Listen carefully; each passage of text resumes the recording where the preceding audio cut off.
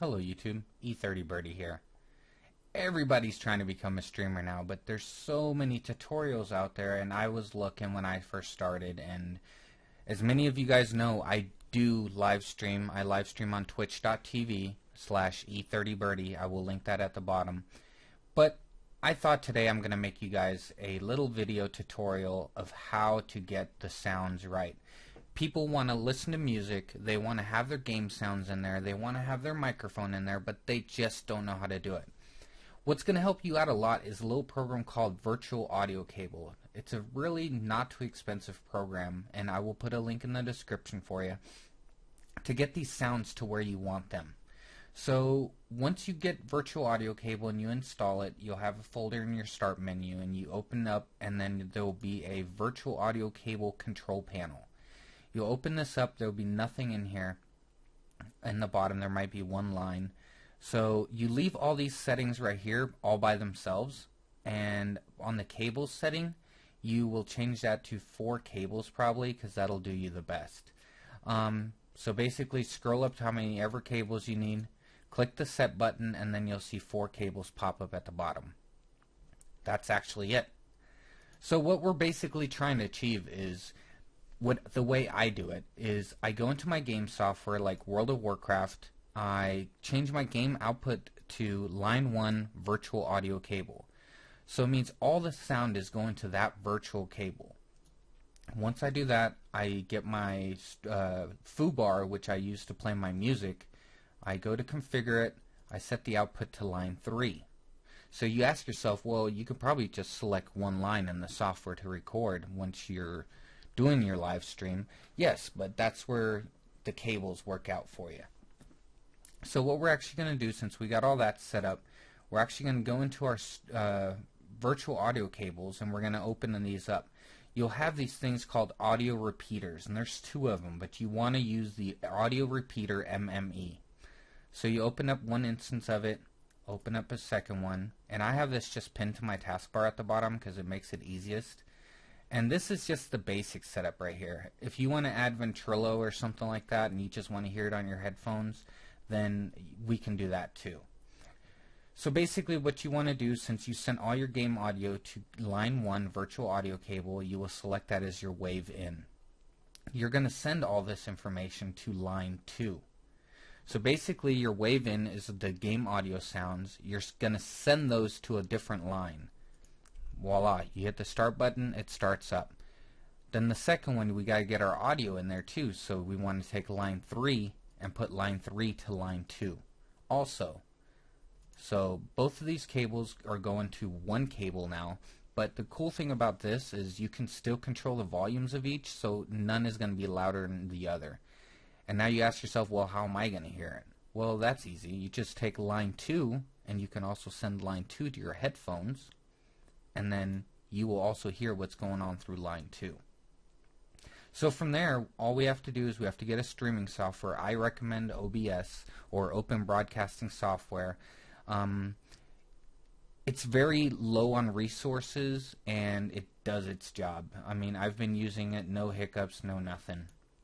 So we'll basically go into the settings and go down to the audio settings, and you just set your desktop audio device to line 2, and your microphone, you will just select whatever microphone you have. I'm using an SE Electronics microphone, and that's basically it.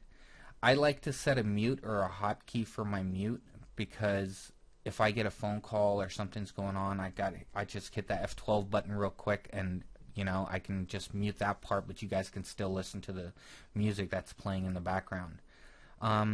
Micro audio boost, that's the good thing about separating these. A lot of these guides tell you to take both lines, put them into one line, and then also put the microphone to that line, and then you have no control over the microphone. So sometimes your voice might be lower than the music, and you're like lowering this music to like almost nowhere, and it's just terrible. This way we have all the sound going to one line and your microphone going to the other. If it's not loud enough, you just set the mic boost up to whatever volume you need, and you're good to go. Other settings in here is, yes, I want to save that, is the encoding. Video encoding, you always want to have at least a 8. If you can, go 10. The max bitrate is basically dependent on whatever you are using as an upload. So you need to go to like speedtest.net and check what your upload speed is. Never use more than 3/4 of that. I give myself an extra 1,000 kilobits of buffer, and it works out great. Down the audio encoding, you don't want to use anything else but AAC. It's a lossless format that is the best that you can probably get out of it. Bitrate, never go below 128. 192 is the point where the sound, you can differentiate all the different tones a lot better, and that's why I run 192. Broadcast settings is the next thing. Mode is live stream. Unless you want to do a local recording, you can do file output only. Where you want to go back in your encoding and actually change your bitrate to 0 so you have the best quality you can totally get. Your streaming service is just whatever you're going to be using. I use twitch.tv. And your server. I don't have the app right now because I accidentally, when making this video earlier, I formatted my hard drive and completely lost everything. But there's a program called JTV Pinger. You download that app, you run it, and it actually tells you which server has the lowest ping and the lowest jitter, and that's the server you want to use. Your stream key is gotten, like if you're on twitch.tv, you just go to twitch.tv/broadcast, and your stream key will actually be displayed there if you're logged into the thing. Here you just put your dashboard link, so you can click dashboard at the bottom, it takes you straight there. And then here you can also, anything you're recording while you're live streaming, you can actually have it saved to a file right away, and that's a pretty neat feature.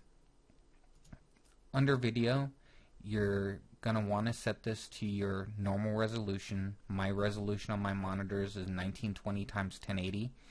And if you only want to stream at 720, which is sometimes helpful to a few people, you would set that here. If I want to run at 1080, I just leave it as none.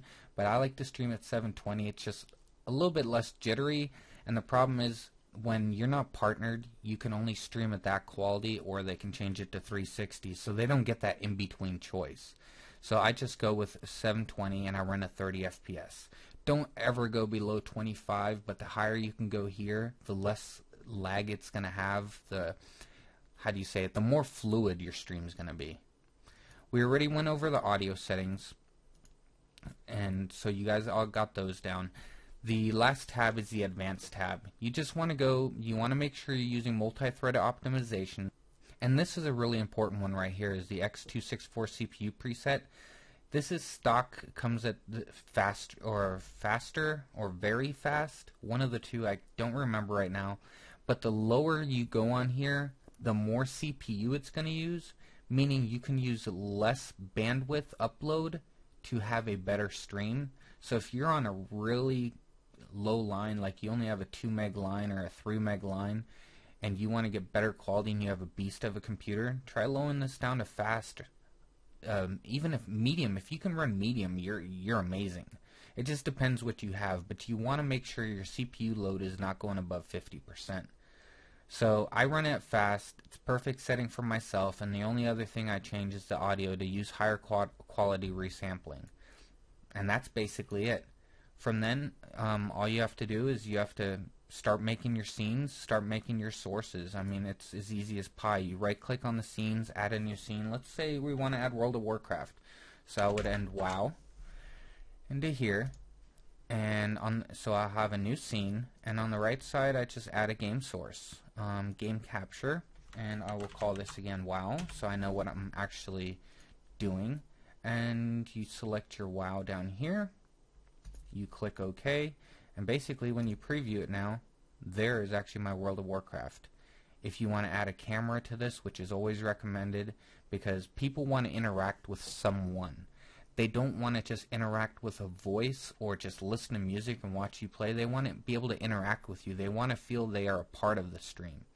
So make sure to add your webcam. Get yourself a webcam. It's one of the best investments you can probably make for live streaming.